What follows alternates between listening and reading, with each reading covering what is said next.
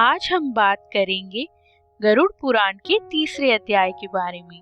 यम मार्ग की भयावह यात्रा, मृत्यु, जिसे हम अंत समझते हैं, वास्तव में वह एक ऐसी यात्रा की शुरुआत है जहां हर कदम पर कर्म हमारा इंतजार करते हैं।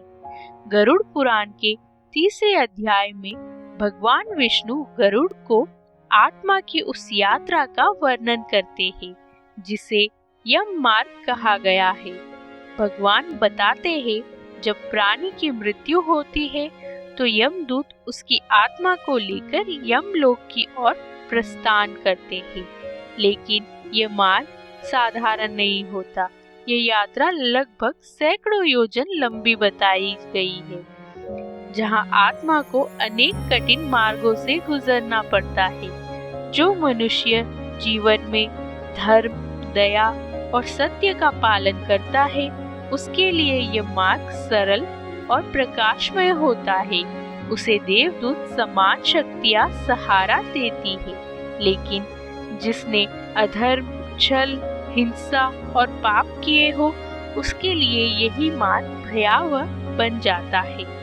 तीसरे अध्याय में वर्णन आता है कि आत्मा को तपते रेगिस्तान, कांटों से भरे वन और अंधकारमय रास्तों से गुजरना पड़ता है। कहीं जल नहीं, कहीं छाया नहीं, सिर्फ प्यास, भय और पश्चाताप।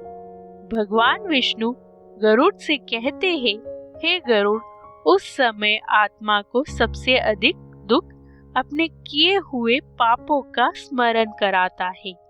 वह चाहकर भी लौट नहीं सकती क्योंकि शरीर छूट चुका होता है। इस अध्याय में यह भी बताया गया है कि परिजनों द्वारा किए गए पिंडदान, तर्पण आत्मा को इस कठिन मार्ग में क्षणिक राहत देते हैं। जब कोई प्रियजन श्रद्धा से जल अर्पित करता है तो आत्मा की प्यास कुछ समय के लिए शांत होती है। गरुड़ यह सुनकर विचलित हो उठते हैं। वे भगवान विष्णु से पूछते हैं, हे प्रभु, क्या इस कष्ट से बचने का कोई मार्ग नहीं है? भगवान उत्तर देते हैं, हाँ गरुड़, धर्ममय जीवन ही सबसे बड़ा रक्षक है।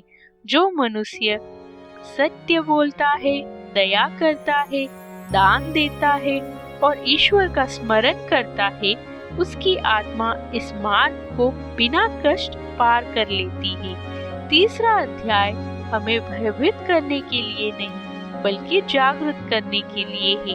ये बताता है कि मृत्यु के बाद कोई रिश्ता साथ नहीं जाता, न धन, न पद, न अहंकार।